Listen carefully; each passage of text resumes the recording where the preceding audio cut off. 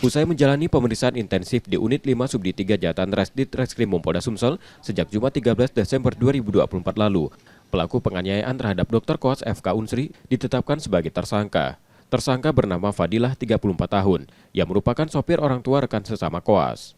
Motif penganiayaan karena tersangka merasa kesal terhadap respon dan perilaku korban yang dianggap tidak sopan saat berbicara dengan orang tua rekannya, hingga memicu emosi tersangka dan sempat mengintimidasi korban sebelum akhirnya melakukan penganiayaan.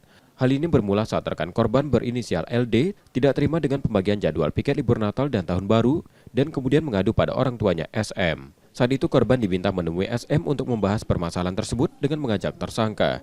Dirkrimum Polda Sumsel Kombes Anwar Eksowijoyo menyatakan, dari hasil pemeriksaan sementara, penganiayaan atas kekesalan pribadi tersangka tanpa adanya perintah atau tekanan dari orang lain.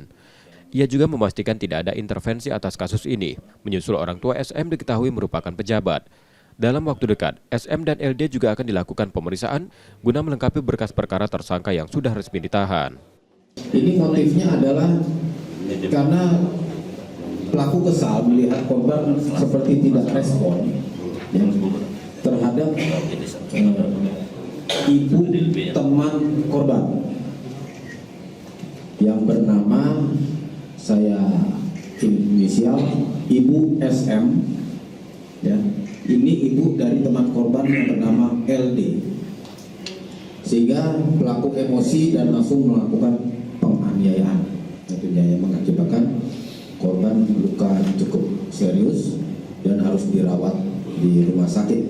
Kita laksanakan kegiatan proses penyidikan ini dengan secara profesional tentunya, dan sesuai dengan alat bukti yang cukup yang kita dapatkan di TKP, saksi, kemudian bukti digital dari CCTV, rekaman CCTV di tempat kafe tersebut. Sementara tersangka mengakui perbuatannya dan menyampaikan permintaan maaf pada korban yang mengalami luka atas penganiayaan tersebut. Apa bentuk penyesalannya? Saya menyesal, Pak, telah melakukan penganiayaan terhadap korban, Pak.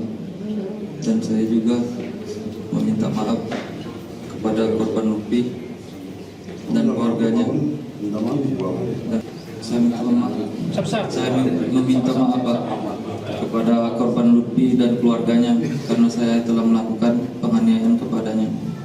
Tersangka kini menjalani proses hukumnya di Unit 5 Subdit 3 Jatan Res Ditreskrim Polda Sumsel dan terancam hukuman 5 tahun penjara. Reski Oktora, Muklas Diferensial, Kompas TV, Palembang, Sumatera Selatan.